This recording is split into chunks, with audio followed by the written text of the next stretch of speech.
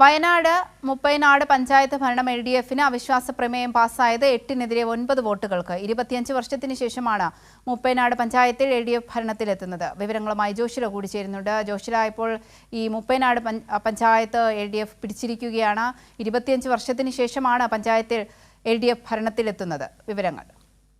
അവന്തിക, കഴിഞ്ഞ 25 വർഷമായി UDFന്റെ കയ്യിലായിരുന്നു മുപ്പൈനാട് പഞ്ചായത്ത് ഭരണം. എന്നാൽ ഇപ്പോഴത് മാറിയിരിക്കുന്നു. ഈ കഴിഞ്ഞ തദ്ദേശ സ്വയംഭരണ തെരഞ്ഞെടുപ്പിൽ തന്നെ 9 സീറ്റ് LDFനും 8 സീറ്റ് UDFനുമായിരുന്നു. എന്നാൽ വോട്ടെടുപ്പ് സമയത്ത് പഞ്ചായത്ത് ഭരണ സമിതി അധികാരത്തിലേറുന്ന സമയത്ത് ഒരാളുടെ വോട്ട് അസാധുവായതിനെ തുടർന്നാണ് മുപ്പൈനാട് പഞ്ചായത്ത് ഭരണം നഷ്ടപ്പെട്ടത്. എന്നാൽ ഇപ്പോൾ അവിശ്വാസ പ്രമേയം കൊണ്ടുവന്നിരിക്കുകയാണ് LDF. ആ അവിശ്വാസ പ്രമേയത്തിലുള്ള വോട്ടെടുപ്പിലാണ് ഇപ്പോൾ 9 വോട്ട് ഇടതുപക്ഷത്തിനും അതുപോലെ തന്നെ 8 വോട്ട് UDFനും ലഭിച്ചിരിക്കുന്നത്.